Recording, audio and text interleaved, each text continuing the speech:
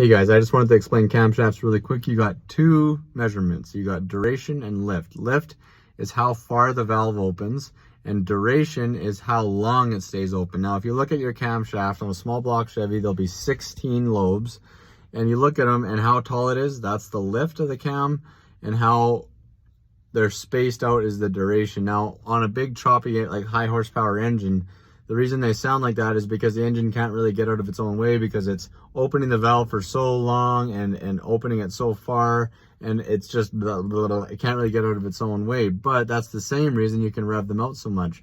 So on a big cam with lots of lift and lots of duration, you can rev them out, because once they get up to those higher RPMs, the valves are staying open long enough and opening up far enough to keep air and fuel flowing through. Or with a stock cam, like on a small block stock 350, you'll kind of rev out between that 4,500, 5,000 mark. And you can obviously push them farther, but you start damaging things because the cam can't keep up and the valves can't keep up with each other. There's no time for fuel to come in, and then your springs start floating, like your valves start floating and all that. And that's another thing with springs.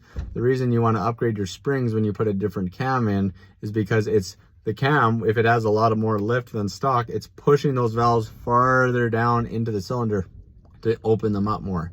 So I hope that makes sense to you guys. Remember, you got lift and you got duration. Lift is how far the valve gets pushed down into the cylinder, how far it opens, and duration is how long it stays open. I hope that makes sense to you guys.